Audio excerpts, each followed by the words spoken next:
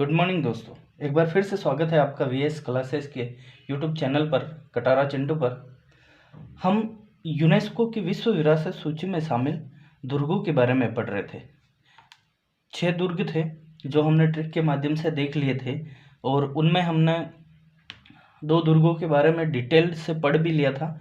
हम आज जो तीसरा दुर्ग लेने वाले हैं उस दुर्ग का नाम है, तीसरा जो इस सूची में शामिल है, किसकी, यूनेस्को की विश्व विरासत जो धरोहर है उस सूची में शामिल जो तीसरा जो हमारा दुर्ग रहने वाला है उसके बारे में तीसरा, चौथा, पांचवा और छठा सारे के सारे हम बिल्कुल विस्तार से पढ़ेंगे।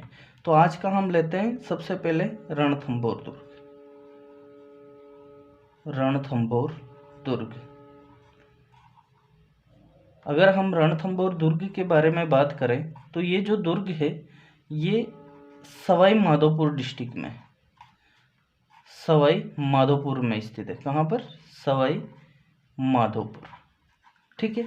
अब इस दुर्ग की जो श्रेणी है, अब जैसे ये किस श्रेणी का बना हुआ है, तो ये जो दुर्ग है इसकी जो श्रेणी है वो वन, जिसे हम एरण दुर्ग, जिसे एरण भी कहते हैं, यानी कि वन या एरण दुर्ग की श्रेणी में है ये दुर्ग। ये जो इस दुर्ग की जो श्रेणी है वो वन, जिसे हम एरण दुर्ग भी कहते हैं। अब इस दुर्ग के जो उपनाम है उसके बारे में अगर हम बात करें, क्योंकि एग्जाम में सीधा रणथंभौर दुर्ग नहीं आएगा, तो इस दुर्ग के जो उपनाम है उसके बारे में अगर हम बात करें तो एक तो ये है रंतहपुर, इसके बारे में नाम आएगा रंतपुर दुर्ग।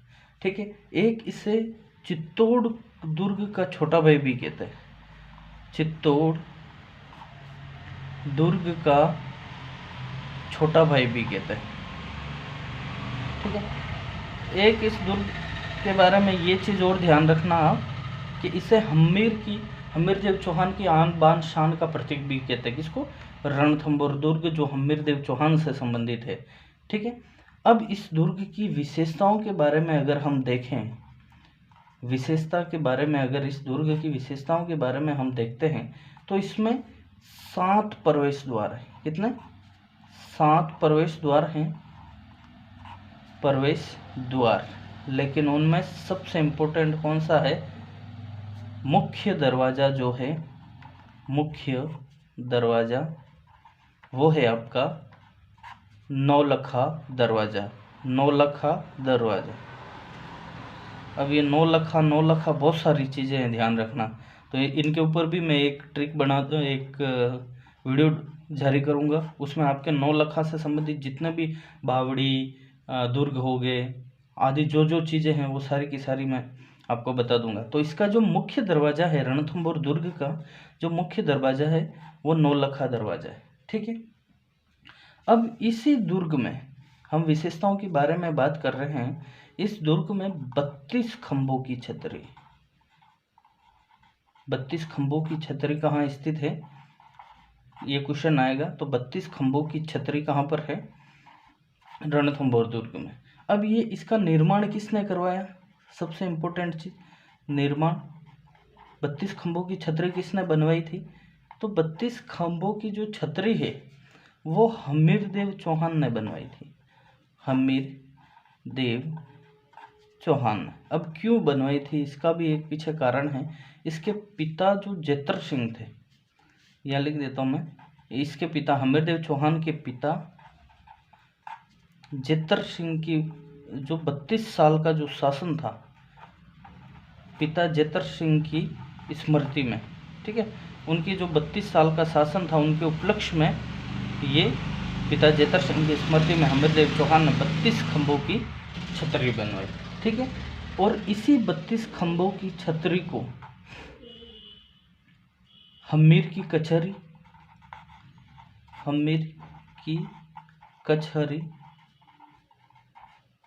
और इसी 32 खंभे की छतरी को हम्मीर की न्याय की छतरी भी कहते हैं, हम्मीर की न्याय की छतरी भी कहते हैं, न्याय की छतरी भी कहते हैं। ठीक है। हम्मीर की न्याय की छतरी कहते हैं। अब इस दुर्ग में एक सबसे इम्पोर्टेंट जो विशेषता है वो है कि इस दुर्ग में त्रिनेत्र गणेश मंदिर है। कितने नेत्र? 3 नेत्र, त्रिनेत्र गणेश मंदिर स्थित है। गणेश मंदिर है किस दुर्ग में? रणथंभौर दुर्ग में त्रिनेत्र गणेश मंदिर है। और यहाँ के बारे में सबसे इम्पोर्टेंट चीज़ है, राजस्थान की सर्वाधिक डाक आती है यहाँ की, यानी कि ये जो गणेश जी हैं इनको राजस्थान की सर्वाधिक डाक, और डाक में क्या आता है तो राजस्थान की डाक में जो आता है वो है सर्वाधिक, अपने जैसे देसी लैंग्वेज में जो कंकु पत्रिका होती है ना, न्योता, वो आती है, डाक या पोस्ट आती है, डाक, सर्वाधिक डाक या पोस्ट, ठीक है। और उसमें भी कुमकुम पत्रिका, कुम तो क्वेश्चन आएगा ऐसा कौन सा मंदिर है जहाँ पर सर्वाधिक कुमकुम पत्रिका आती है, तो कौन सा मंदिर है? त्रिनेत्र गणेश मंदिर। और या फिर सीधा आ जाएगा त्रिनेत्र गणेश मंदिर कहाँ पर स्थित है तो रणथंभौर दुर्ग में, ये इसकी मुख्य विशेषता है। अब इसमें और भी क्या क्या चीज़ है उनके बारे में भी अगर हम बात करें तो यहाँ पर अनाज रखने के 2 गोदाम हैं, अनाज के गोदाम, अनाज के 2 गोदाम हैं। उन गोदाम का नाम है जोरा और भोरा। ये कई बार ये प्रश्न आ चुका है, जोरा भोरा क्या है? जोरा और भोरा ये दोनों अलग अलग हैं, ठीक है। 1 और 2 ये क्या है? अनाज रखने के गोदाम है, ठीक है। अब यहाँ पर और भी क्या क्या चीज़ है, एक तो है सुपारी महल। ये जो सुपारी महल है ना, इस सुपारी महल में जो ये सुपारी महल है, यहाँ पर मंदिर, मस्जिद और गिरजाघर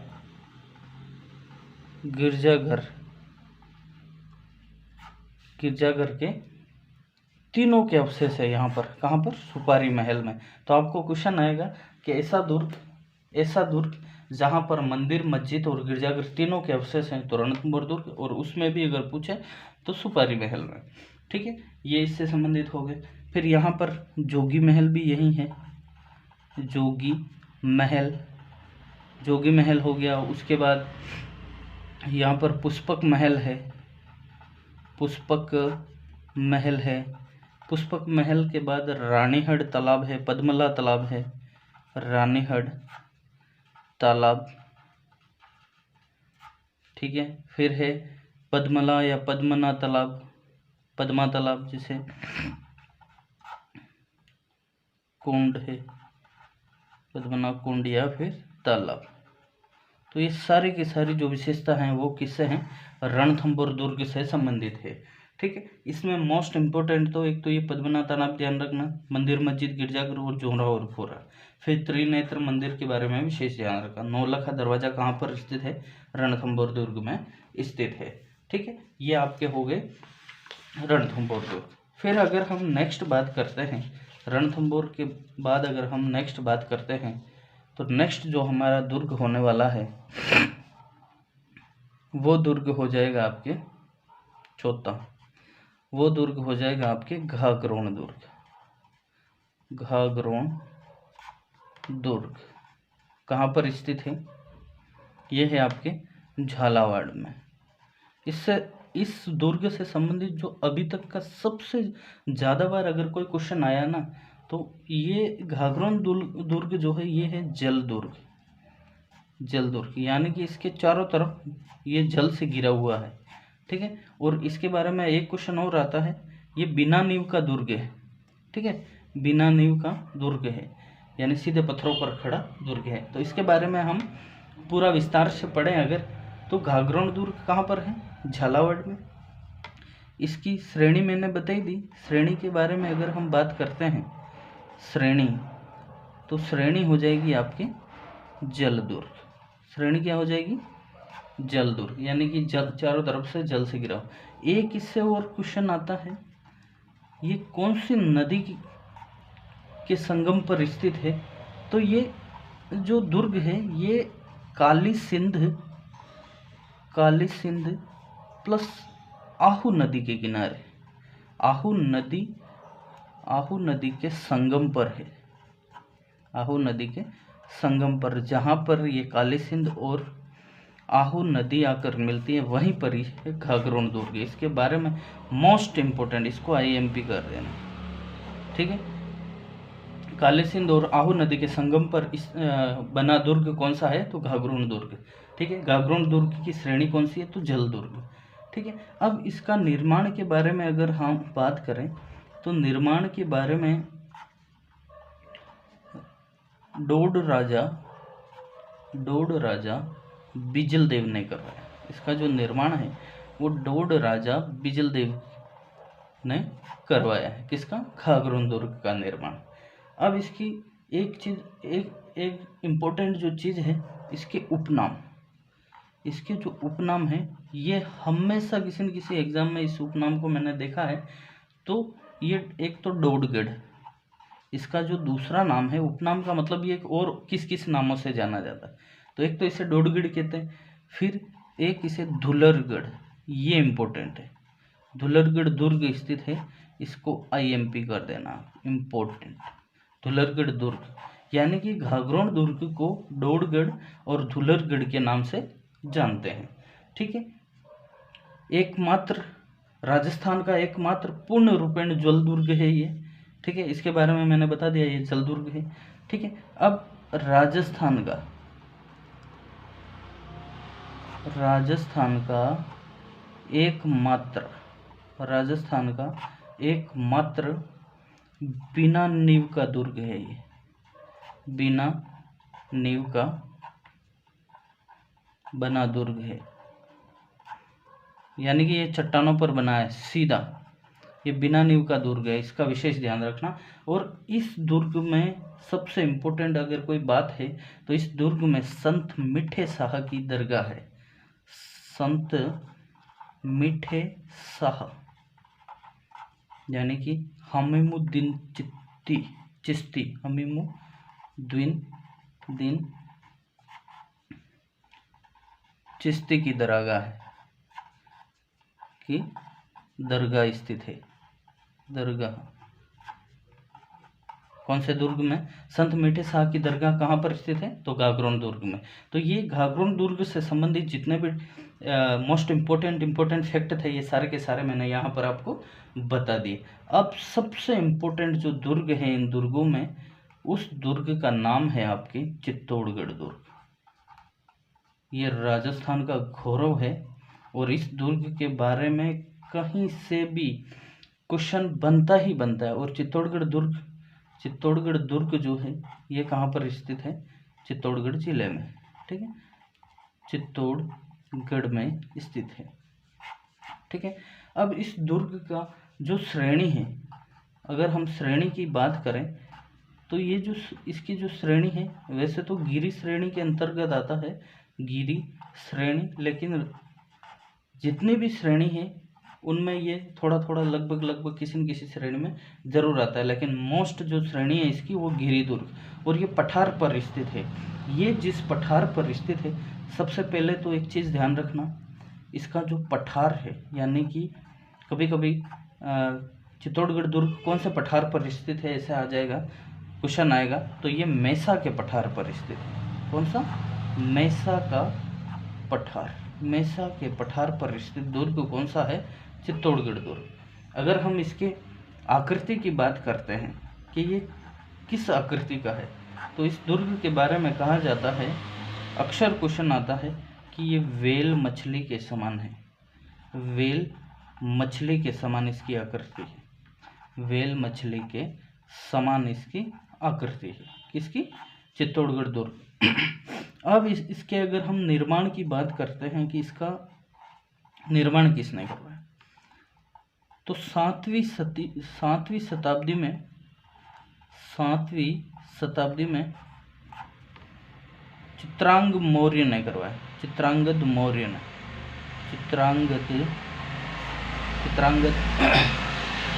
करवाया, ठीक है। इसके बारे में विशेष ध्यान रखना, ये इसके बारे में भी क्वेश्चन बार बार रिपीट होता है।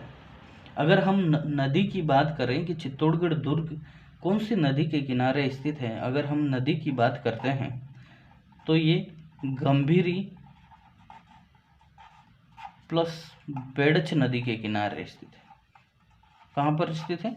गंभीरी प्लस बेडछ नदी के किनारे स्थित है। ठीक है, इस दुर्ग के प्रवेश द्वार के बारे में अगर हम बात करें तो इस दुर्ग के जो प्रवेश द्वार हैं, प्रवेश द्वार जो हैं इस दुर्ग के, वो कितने हैं? 7। कितने हैं? 7 द्वार हैं, जिनमें एक एक का नाम अगर हम देखें तो पाडनपोल हो गया। ठीक है, पाडनपोल के बाद आपके हो जाएगा भैरवपोल। भैरवपोल के बाद आपके हो जाएगा हनुमानपोल।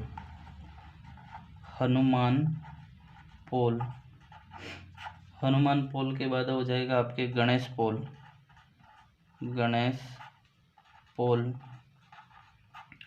गणेशपोल के बाद हो जाएगा जोड़लापोल। इन प्रवेश द्वारों के बारे में क्वेश्चन आता है, ध्यान रखना। जोड़लापोल हो गया, फिर हो गया आपके लक्ष्मणपोल,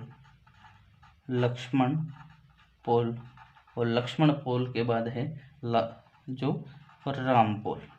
तो ये सारे के सारे इसके प्रवेश द्वार हैं। ठीक है, तो इनके बारे में भी आपको ध्यान रखना। अब एक चीज़ और, इस दुर्ग के बारे में एक कहावत चलती है, वो है गढ़ तो गढ़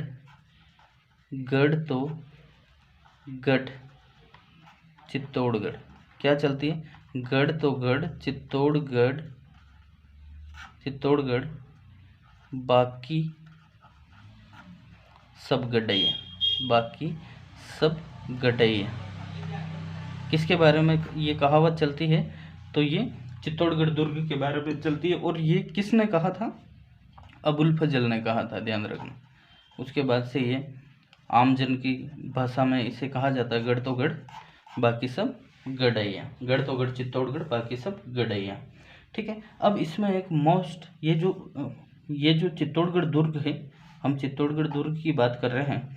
ठीक है, चित्तौड़गढ़ दुर्ग में एक विजय स्तंभ बना हुआ है। विजय स्तंभ ये मोस्ट इम्पोर्टेंट है। विजय स्तंभ कुंभा ने बनवाया था इसको। कुंभा ने बनवाया था सारंगपुर विजय के उपलक्ष्य में। सारंगपुर मालवा जो विजय उन्होंने प्राप्त की थी, सारंगपुर मालवा विजय के उपलक्ष्य में विजय स्तंभ का निर्माण करवाया। ठीक है, और ये जो विजय स्तंभ है ये 9 मंजिला है। कितने मंजिल का है? 9 मंजिला। विजय स्तंभ 9 मंजिला है और 120 से 122 फीट ऊंचा है।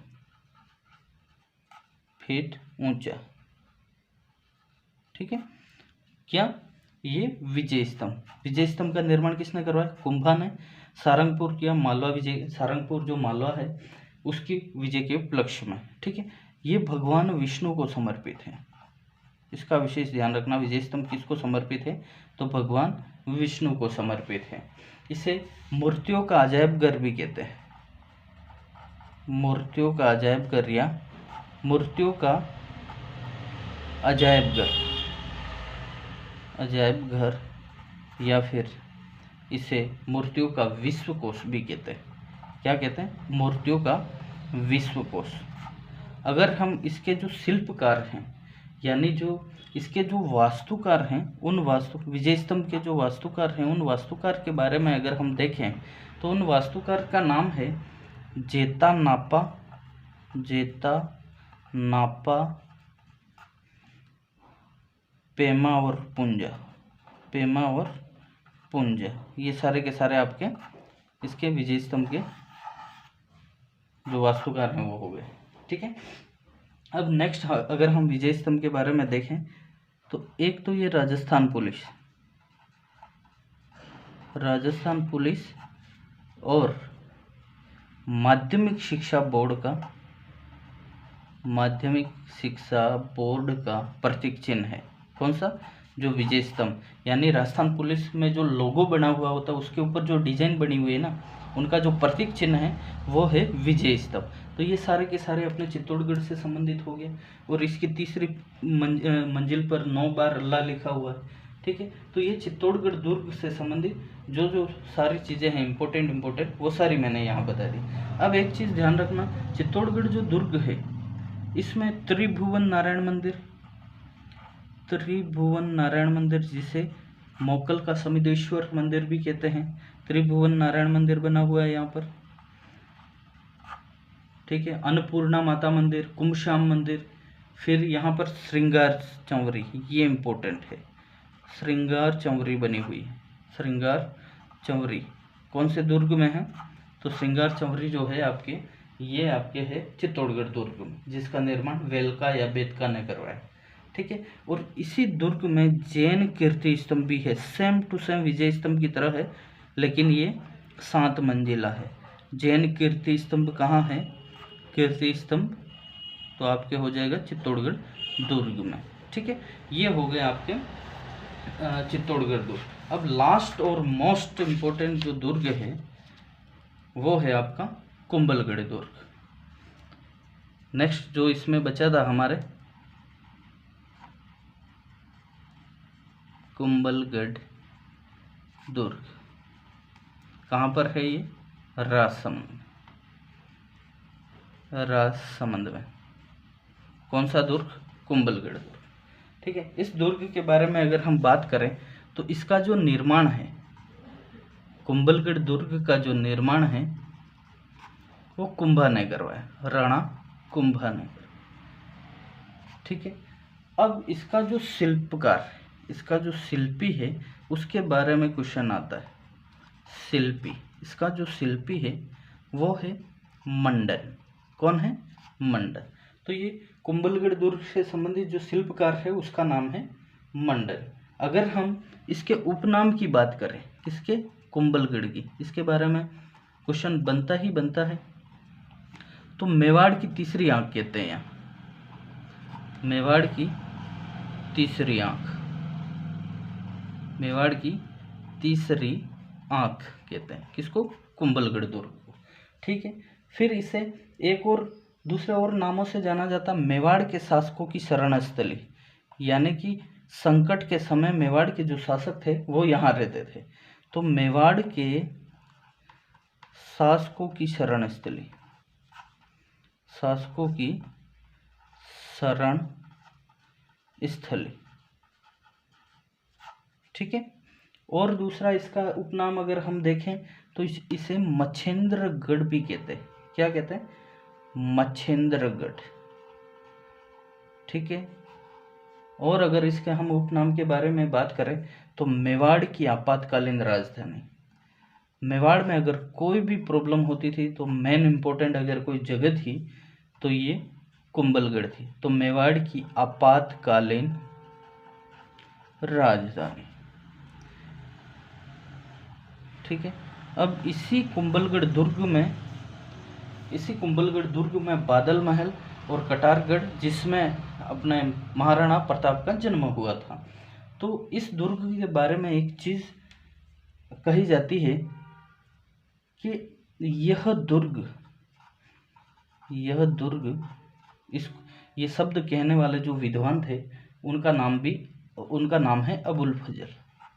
अबुल फजल ने इस दुर्ग को देखते ही कहा कि यह दुर्ग इतनी ऊंचाई या बुलंदी पर है, इतनी बुलंदी पर बना हुआ है कि इसको देखते ही हमारे अपने सिर की पगड़ी नीचे गिर जाती है।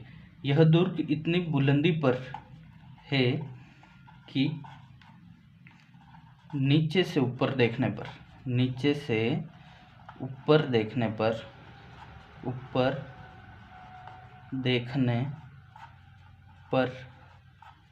पगड़ी नीचे गिर जाती है, किस दुर्ग के बारे में कहा गया है? तो कुंभलगढ़ दुर्ग के बारे में कहा गया। इसका विशेष ध्यान रखना। ये लाइन आएगी सीधी, ये लाइन किसने कही? अबुल फजल ने।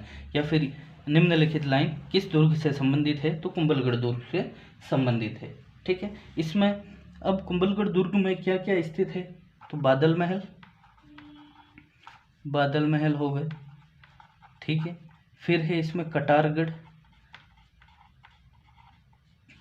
कटारगढ़, इसे मेवाड़ की आंख कहते हैं, कटारगढ़ को मेवाड़ की आँख, ठीक है, कटारगढ़ हो गया। फिर इसमें जूनी कचहरी, जूनी कचहरी। फिर इसमें झाली रानी का जो माल्या है, झाली रानी का माल्या, माल्या या महल, ठीक है। फिर इसमें है मामादेव कुंड, मामादेव कुंड, मामादेव कुंड जो है ये कुंभलगढ़ दुर्ग में स्थित है, ठीक है। यहाँ पर अब और अगर नेक्स्ट हम बात करें इस दुर्ग के बारे में, तो इस दुर्ग की जो दीवार है, दुर्ग की दीवार या परकोटा, परकोटा इतनी चौड़ी और इतनी लंबी है, मतलब इस दुर्ग की जो दीवार या परकोटा है वो 36 किलोमीटर लंबी है। कितने? 36 किलोमीटर लंबी है इसकी, ठीक है। इस दुर्ग के बारे में ये सारी की सारी चीज़ें आपको ध्यान रखनी है। तो ये अपने जितने भी हमारे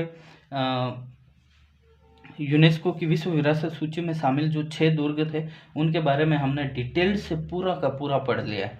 तो आज ये आपकी पूरी क्लास समाप्त होती है। कल से हम नया नेक्स्ट कोई टॉपिक लेंगे और ये क्लासें रेगुलर चलती रहेगी, क्योंकि आपके सिर्फ सीईटी जो स्नातक स्तर का वो एग्ज़ाम आज हो जाएगा, लेकिन रीट, बीएसटीसी और सीईटी जो 12th स्तर का है वो एग्ज़ाम अभी बाकी है। तो ये क्लास राजस्थान के हर कंपटीशन एग्ज़ाम से संबंधित है, किसी एक एग्ज़ाम से संबंधित नहीं है, इसलिए इसको आप रेगुलर देखें और बिल्कुल बेसिक से सीखें। तो आज के लिए इतना ही। और अगर आपको इस क्लास से संबंधित पीडीएफ चाहिए तो मैं टेलीग्राम चैनल का जो लिंक है वो इस वीडियो के नीचे डिस्क्रिप्शन बॉक्स में डाल दूंगा, आप वहां से देख लीजिए। आज के लिए इतना ही। आपका बहुत बहुत धन्यवाद।